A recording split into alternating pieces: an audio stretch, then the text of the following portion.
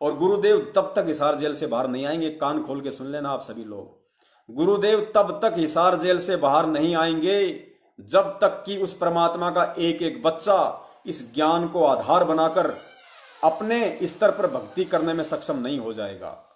तब तक परमेश्वर हिसार जेल से बाहर आने की दया नहीं करेंगे। वो सक्षम परमेश्वर है, वो चाहे तो सेकंडों में आ जाए, मिनटों में।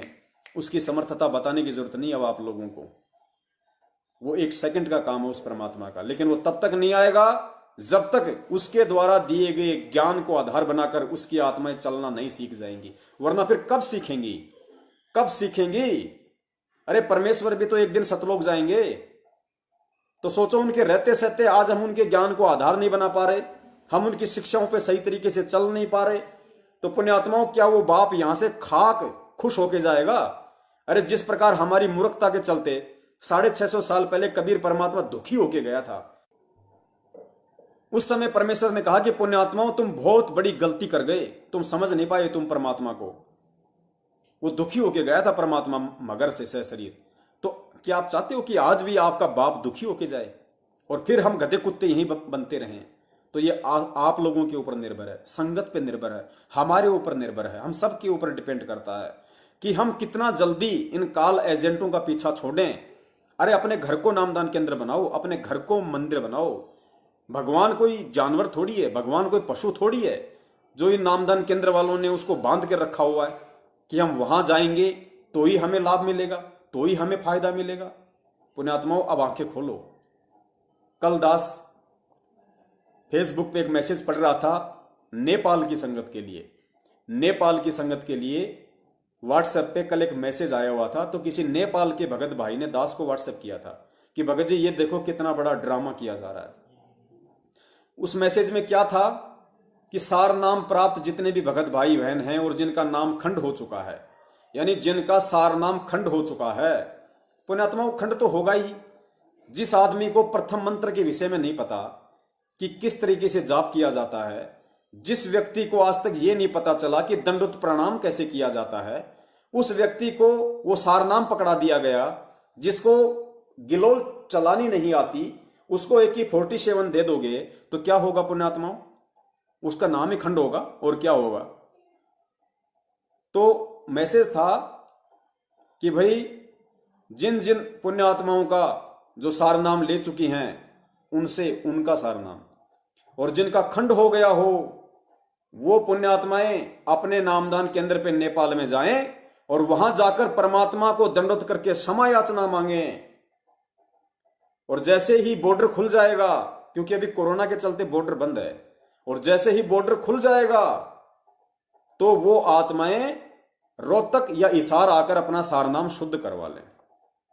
कितना मूर्खता से भरा हुआ मैसेज, और कितना मंद बुद्धि होगा वो भगत जो उस मैसेज पे यकीन करेगा और उन फर्जी नामदान केंद्रों पे जाएगा। क्या कहा कि जिसका सारनाम खंड हो गया हो वो पुण्यात्माएं नामदान केंद्र पे जाके गुरुजी से दंडवत करके क्षमा याचना कर ले।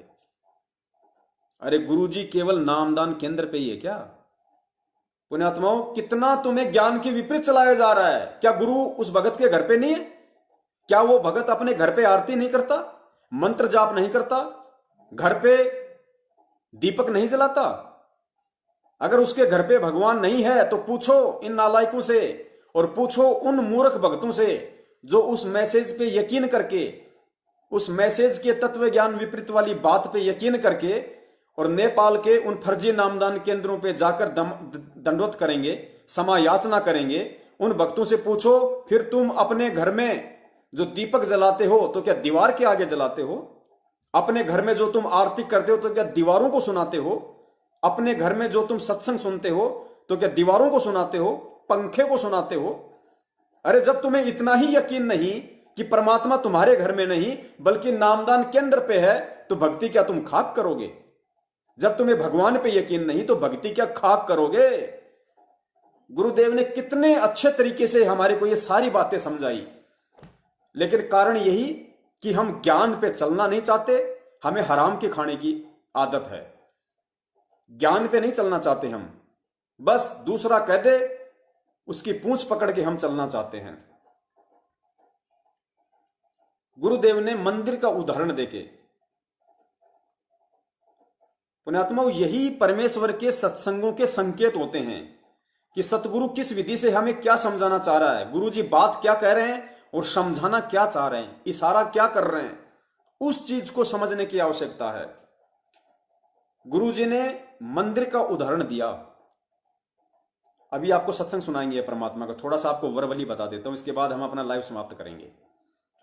परमेश्वर ने एक सत्संग में मंदिर का उदाहरण दिया और गुरुदेव ने कहा कि मंदिर में भगवान बिल्कुल नहीं है। क्यों नहीं है और हम क्यों समझते हैं कि मंदिर में भगवान होगा?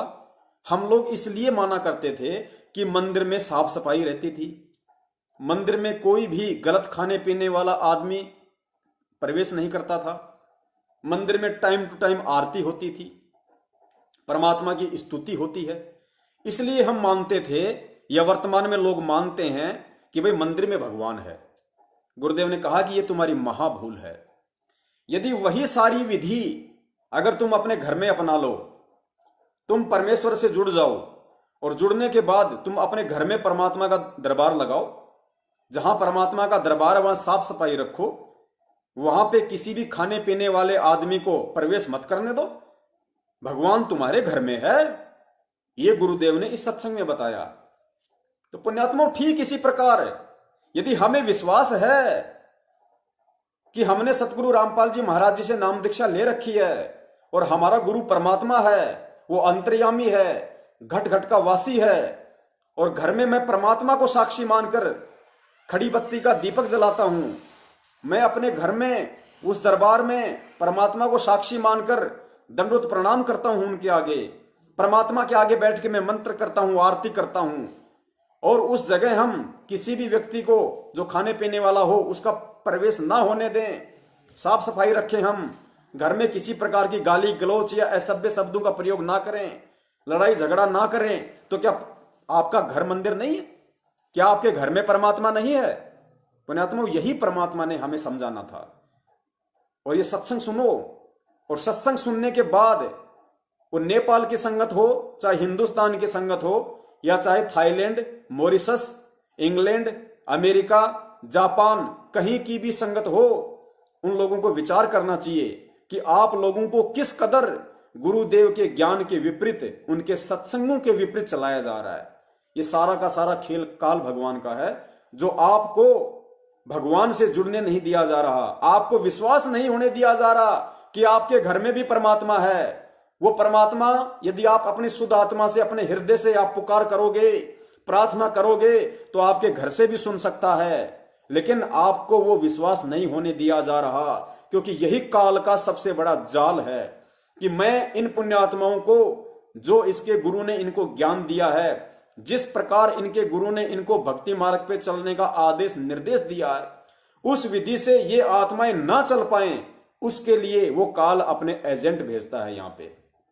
और वो एजेंट वर्तमान में इस पृथ्वी पर आपका नामदान संचालक, आपका कोऑर्डिनेटर, सतगुरु रामपाल जी महाराज जी का पूरा कलयुगी परिवार, उनके रिश्तेदार, ये सब के सब इस पृथ्वी पे वर्तमान में काल का ही रूप समझ लेना, जो आपको भगवान और भक्ति पर विश्वास नहीं होने दे रहे, आपसे उल्टी सीधी क्रिया करवा के आपका बंदर बना रखा है। बंदर एक डुगडुगी बजाते हैं पीले पर्चे की, तुम लोग नाचने लग जाते हो, नाचने लग जाते हो, फिर नई डुगडुगी बजाता है, फिर नाचने लग जाते हो, फिर नाचने लग जाते हो।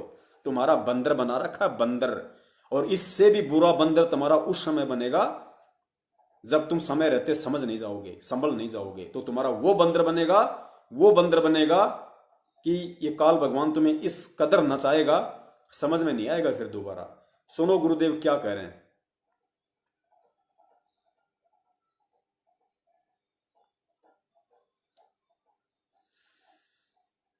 अब संत आते हैं जब तो कोई पूछता कोई ना, और मेरे पास मंडी बनाओगे उड़ा देखियो कि गुरु जी क्या कह रहे हैं कि जब संत आता है जब तो कोई पूजता नहीं, कोई मानता नहीं। और फिर गुरु जी कहते हैं कि मेरे मरने के बाद में मेरी मंडी बनाएंगे, फिर मेरी मंडी पे पूजेंगे, मेरा मंदिर बनाएंगे। इन एक एक शब्द को ध्यान से सुनो। परमात्मा का कोई भी सत्संग नया पुराना नहीं होता, क्योंकि परमेश्वर का एक ही ज्ञान होता है, परमेश्वर का एक ही विधान होता है। चाहे परमात्मा ने 1994 में सत्संगों में कोई बात कही हो, चाहे आज कह रहे हो, वो एक एक वचन परमात्मा का हीरा मोती है, दोगलापन नहीं मिलेगा। सुनो क्या कह रहे हैं परमात्मा कि संत होता है जब संत आता है तब तो कोई पूजता को ना, और मेरे मरे बाद में फिर मेरी मंडी बनाएंगे। और फिर मंदिर वाली बात को उदाहरण देके परमात्मा क्या समझाना चाह रहे हैं कि नामदान केंद्र अपने घर को बनाओ, ज्योति पाठ का संकल्प अपने घर से करो, परमात्मा को पांचों यज्ञ अपने घर पे करो। कल आपको विस्तार से बताएंगे। फिर अब संत आते हैं जब तक को पूछता कोई ना, और मेरे पाचा मंडी बनाओगे उड़ा देखिए कितना मेला भरा करेगा, बिना बुलाए आया करेंगे उड़ा, फिर कुछ कोई ना होता, सिर्फ वह बांस से कह दंड होगी, वो भी सिर्फ वहीं पर घर पर, कोई लाभ नहीं से। अब ये बीमारी नहीं हटती हमारे हृदय से, ये हटाए बिना बेड़ा पार नहीं हो सकता। राम का नाम ले, क्या भगवान घर में कोई नहीं हो सकता? अगर मंदिर में सुनना, गुरुदेव कहते हैं क्या भगवान घर में नहीं हो सकता? अगर मंदिर में भगवान हो सकता तो आपके घर में भी हो सकता है। अगर नामदान केंद्र पे भगवान हो सकता है, जो नेपाल में संगत को भ्रमित किया जा रहा है कि यहां आके दंडवत करो, गुरुदेव कहते हैं कि मंदिर में भगवान है तो आपके घर में भी हो सकता है। लेकिन आपकी नालायकी है, आपको भगवान अपने घर में प्रकट करने की विधि का नहीं पता। क्योंकि जब तक आपके अंदर विश्वास नहीं होगा तब तक चाहे पूरी दुनिया में चक्कर काटते रहना, भगवान कहीं नहीं है। फिर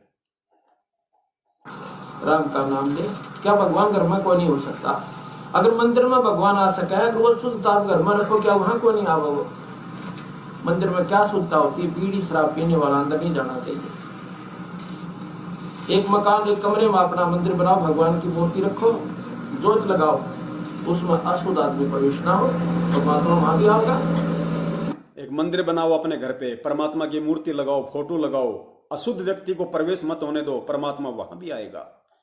पुण्यात्मा, कितना बड़ा रहस्य सतगुरु रामपाल जी महाराज जी ने इस सत्संग में दिया है। अगर कोई समझने वाला होगा तो समझ जाएगा। जिंदगी में नामदान केंद्रों की तरफ झांके भी नहीं देखेगा वो व्यक्ति, और शुक्र मनाएगा उस परमात्मा के कि परमात्मा आपने कैसे अपने कुत्तों को निमित्त बनाया ये वीडियो बनाने के लिए, जो हमारी आंखें खुल गई। भगवान आ सका है, वो शुद्धता बांस से कह दंड होगी, वो भी सिर्फ वहीं पर घर पर, कोई लाभ नहीं से। अब ये बीमारी नहीं हटती हमारे हृदय से, ये हटाए बिना बेड़ा पार नहीं हो सकता। राम का नाम ले, क्या भगवान घर में कोई नहीं हो सकता? अगर मंदिर में भगवान आ सका है, अगर वो शुद्धता आप घर में रखो, क्या वहां कोई नहीं आवा? वो मंदिर में क्या शुद्धता होती है? बीड़ी शराब पीने वाला अंदर नहीं जाना चाहिए। एक मकान, एक कमरे में अपना मंदिर बनाओ, भगवान की मूर्ति रखो, जोत लगाओ, उसमें अशुद्ध आदमी प्रवेश ना हो, परमात्मा वहां भी आएगा। मंदिर में जाओगे इतने आप घरा टांग टूट ले, तो भगवान ने घर क्यों ना रखो? अगर वो मंदिर में है तो वहां भी आपके होगा, लेकिन होगा नाम के आधार पर। नाम होगा तो होगा, ना कति नहीं होगा।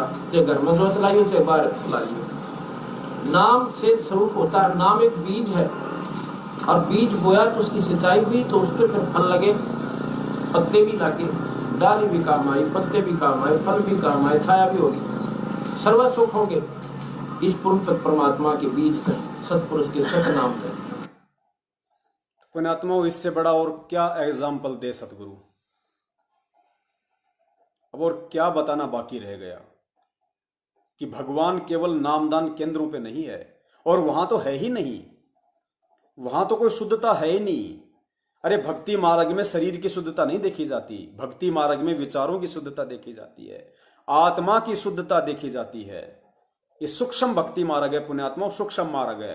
गुरुदेव कहते हैं नहाए धोए क्या होए जो मन का मैल न जाए, और मीन सदा जल में रहे पर तन की बास न जाए। तो पुण्यात्मा, इस भक्ति मार्ग में शरीर की शुद्धता नहीं देखी जाती, यहाँ पे आत्मा और मन की शुद्धता देखी जाती है।